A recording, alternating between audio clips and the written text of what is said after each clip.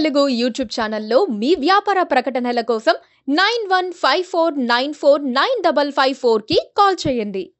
చంద్రబాబుకు ఒంటరిగా గెలిచిన రికార్డే లేదు. ఈసారి ఆయన ఘోరంగా ఓడిపోతారు అని ప్రధానమంత్రి నరేంద్ర మోదీ 2019 ఎన్నికల సమయంలో ఏపీలో జరిగిన ఎన్నికల ప్రచార సభలో జోస్యం చెప్పారు. చంద్రబాబు దురదృష్టం ఏంటో కానీ ఆయన ఒంటరిగా పోటీ చేసినప్పుడల్లా పరాజయం పాలయ్యారు. పొత్తులు పెట్టుకున్నప్పుడు కూడా పరాజయం పాలయ్యారు, అది వేరే విషయం. కానీ గెలిచినప్పుడల్లా పొత్తులు ఉన్నాయి. అప్పట్లో మోదీ చెప్పింది నిజమైంది. కానీ 2024 నాటికి మళ్లీ పొత్తులతో తెరపైకి వచ్చారు. ఓటు ట్రాన్స్ఫర్ అవుతుందా అనే స్థితి నుంచి అసలు అలాంటి ఆలోచన లేకుండా పోటీ చేస్తోంది కూటమి అని అన్ని పార్టీల క్యాడర్తో అనిపించగలిగారు. మ్యాచ్ను మలుపు తిప్పేశారు. తెలుగుదేశం పార్టీ అధినేత చంద్రబాబు నాయుడు పొలిటికల్ నైపుణ్యాన్ని గురించి మాటల్లో చెప్పలేం. గెలుస్తారా ఓడతారా అన్నదాంతో సంబంధం లేకుండా క్లాస్ పాలిటిక్స్ చేయటంలో ఆయన స్టైలే వేరు. తన క్లాస్ను ఏపీ ఎన్నికల్లో మరోసారి చూపించారు.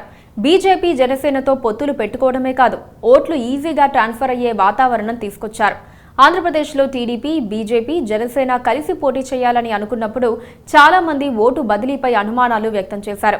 ఎందుకంటే మా పార్టీలు ప్రతిపక్షంగానే ఉన్నప్పటికీ భిన్నమైన అభిప్రాయాలతో పోరాడాయి. ఎన్నికలకు ఏడాది ముందు జనసేన పార్టీ ఓట్ల చీలిక జరగనివ్వబోమని చెబుతూ ముందుకు వచ్చినప్పటి నుండి పరిస్థితి మారింది. కూటమిగా మారిన తర్వాత సీట్ సర్దుబాటు విషయంలో జనసేన సానుభూతి పరులుగా సోషల్ మీడియాలో ఫాలోయింగ్ తెచ్చుకున్న అనేక మంది కూటమికి వ్యతిరేకంగా మాట్లాడారు. తక్కువ సీట్లు తీసుకున్నారని విస్తృతంగా ప్రచారం చేశారు. ఈ క్రమంలో రెండు పార్టీల మధ్య దూషణలు కూడా చోటు చేసుకున్నాయి. ఇక బీజేపీ పూర్తిగా వేరే ట్రాక్లో ఉండేది. ఆ పార్టీ నేతలు రెండు వర్గాలుగా విడిపోయి ఉండేవారు. అందుకే ఆ పార్టీల మధ్య ఓట్ల బదిలీ జరుగుతుందా లేదా అన్నది పెద్ద పజిల్గా ఉండేది. ఏపీలో ఎన్డీఏ కూటమి ఓట్ల బదిలీ జరిగితేనే మంచి ఫలితాలు సాధిస్తుంది. ఎందుకంటే కూటమిలో 3 పార్టీలున్నాయి. బీజేపీ 6 లోక్సభ స్థానాల్లో 10 అసెంబ్లీ స్థానాల్లో పోటీ చేస్తోంది. జనసేన 2 పార్లమెంట్ 21 అసెంబ్లీ స్థానాల్లో పోటీ చేస్తోంది. టీడీపీ 144 అసెంబ్లీ 17 పార్లమెంట్ స్థానాల్లో పోటీ చేస్తోంది. అంటే రాష్ట్ర వ్యాప్తంగా ప్రతి చోట 3 పార్టీలపై ఓటర్లలో స్పష్టమైన అవగాహన కల్పించాల్సి ఉంటుంది. ఈ మధ్యలో గాజు గ్లాసు గుర్తు గందరగోళం కూడా వచ్చింది. కానీ ఒక్కసారి ప్రచారం ప్రారంభించిన తర్వాత ఎలాంటి సమస్యలు కనిపించలేదు. స్మూత్గా ప్రచారం చేసుకుపోయారు. 3 పార్టీల మధ్య వివాదాలు సృష్టించాలని వైసీపీ వైపు నుంచి కొన్ని వ్యూహాలు అమలయ్యాయి. పవన్ కళ్యాణ్ పిఠాపురం విషయంలో అనేక పుకార్లు కూడా రేపారు. అయితే ఏదీ నిలబడలేదు. అంతా సాఫీగా సాగిపోయింది.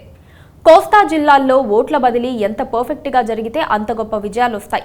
ఈ విషయాన్ని దృష్టిలో పెట్టుకుని కూటమి ప్రచారం ఉమ్మడిగా సాగింది. ప్రతి 3 రోజులకు ఓసారి చంద్రబాబు, పవన్ కళ్యాణ్ ఉమ్మడి ప్రచారం నిర్వహించారు. ఉమ్మడి సభల్లో పాల్గొన్నారు. కూటమిలో ఏ గుర్తుకు ఓటు వేసినా తమ అభిమాన పార్టీకి వేసినట్లే అన్న అభిప్రాయాన్ని 100% కల్పించడంలో సక్సెస్ అయ్యారు. ప్రధానమంత్రి నరేంద్ర మోదీ 2 రోజుల పాటు 3 సభలు, ఓ రోడ్ షోలో పాల్గొన్నారు. పార్టీలు పూర్తిగా కలిసిపోయాయన్న గట్టి నమ్మకాన్ని ఓటర్లలో కలిగించడంలో సక్సెస్ అయ్యారు. ప్రచారం పూర్తయ్యేసరికి అన్ని పార్టీల కార్యకర్తలు పూర్తి స్థాయిలో కలిసిపోయారు. బరిలో ఉన్నది తమ పార్టీ అభ్యర్థా కాదా అన్నది చూసుకోవటం లేదు.